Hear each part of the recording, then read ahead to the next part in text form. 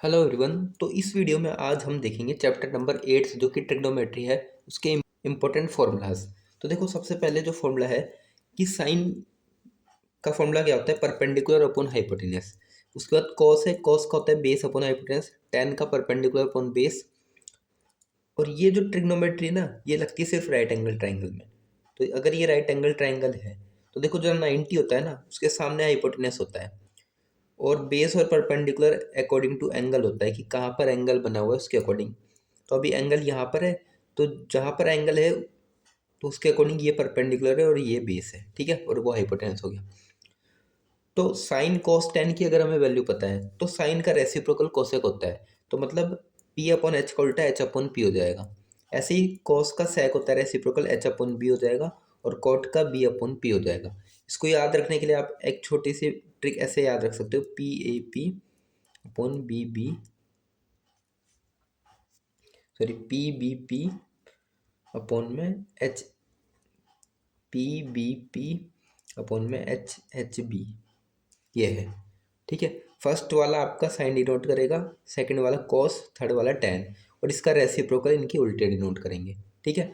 अब रेसिप्रोकल कैसे याद रखना है आपको कि कौन किसका रेसिप्रोकल होता है, तो देखो मैंने ऐसे लिखा हुआ है, ऐसे लाइन वाइज याद कर लो इन्हें आप, sine cos tan cot sec cosec.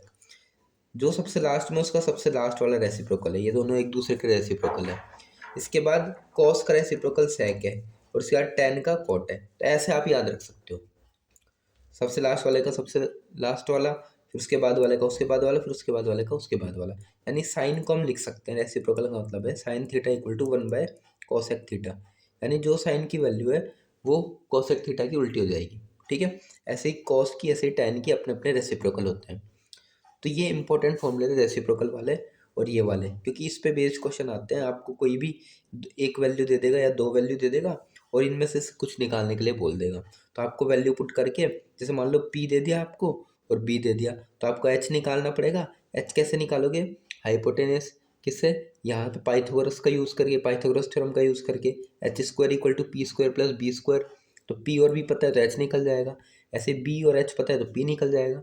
कुछ भी निकलवा के इनकी वैल्यू पूछ सकता है वो, है समझ में। या फिर ऐसे दे सकता है, मान लो साइन की वैल्यू उसने दे दी 2/3 दे दिया, ठीक है। तो आप कंपेयर करोगे यहाँ से, तो पर साइन हमें पता है परपेंडिकुलर अपॉन हाइपोटेनस होता है। तो यहाँ से हमें कंपेयर करके लेना है पी की वैल्यू 2 और एच की वैल्यू 3, और इनके पीछे के जरूर लगाना कि 2 के पी की वैल्यू लेना है और एच की वैल्यू 3 के लेना है, ठीक है। और फिर पी पता है, एच पता है, अब हम बी निकाल लेंगे पाइथागोरस का यूज़ करके। फिर उसके अकॉर्डिंग हम कोई से भी रेशियो निकाल सकते हैं, ठीक है। इसके अलावा तीन आइडेंटिटीज और होती है, important identities. Sine square theta plus cos square theta equal to 1 आता है, ये फर्स्ट आइडेंटिटी है। दूसरी है 1 + tan² theta equal to sec square theta, और तीसरी है 1 + cot² थीटा इक्वल टू में कोसेक स्क्वायर थीटा।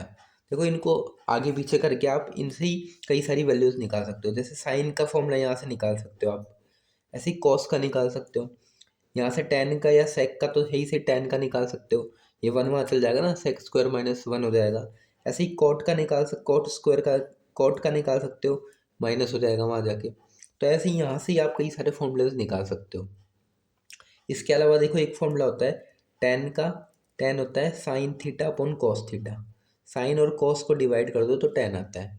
और हमें पता है टैन का देखो रेसिप्रोकल कॉट होता है, यानी कॉट थीटा की जो वैल्यू आएगी वो इसका उल्टा हो जाएगी, यानी cos theta upon sine theta tan बनेगा, सॉरी कॉट बनेगा। आया समझ में।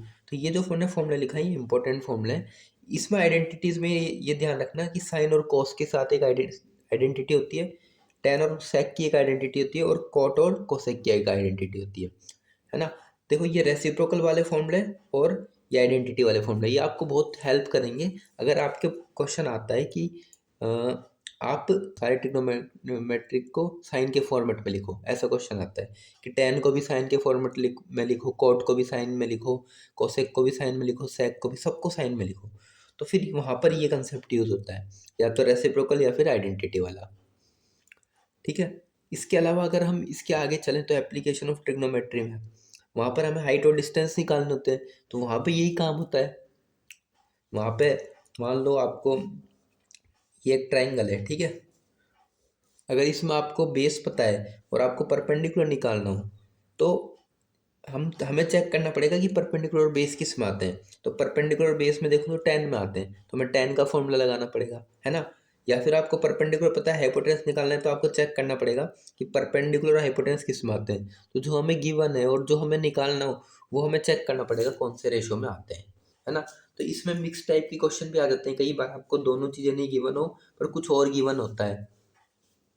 एंगल दो टाइप के आ जाते हैं इसमें, तो उस टाइप के क्वेश्चन की आई होप आपने प्रैक्टिस कर ली होगी, है ना। तो फॉर्मूला तो इसमें यही ट्रिग्नोमेट्री वाले ही लगते हैं, और फॉर्मूले लगेंगे नहीं, बस वो थोड़ा कंसेप्ट अलग हो जाता है ना। उसमें हाइट और डिस्टेंस पूछ लेता है वो। तो कोई भी डिस्टेंस पूछ सकता है, कोई भी हाइट पूछ सकता है, या एंगल भी पूछ सकता है कई बार, ठीक है। इसके अलावा आपको टेबल ज़रूर याद कर लेनी है अच्छे से। टेबल की ट्रिक व्रिक आपको आती होगी, मुझे पता है, नहीं आती होगी तो आप यूट्यूब से देख के कर सकते हो उसे, और वैसे आपने कर ली होगी, है ना। टेबल अच्छे से आपको याद होनी ज़रूरी है, क्योंकि डायरेक्ट वैल्यू पुट करने वाले क्वेश्चन आते हैं। 10 30 की वैल्यू या कॉड 60 की वैल्यू बस पुट करके उसमें आंसर प्लस माइनस करके आंसर निकालना होता है, या मल्टीप्लाई जो भी एक्सप्रेशन है उसको सॉल्व करके आंसर निकालना होता है। तो वैल्यू पुटिंग वाले और फॉर्मूला बेस्ड क्वेश्चन तो आप कर ही सकते हो आराम से, ठीक है। तो मिलते हैं नेक्स्ट वीडियो में नेक्स्ट चैप्टर के साथ।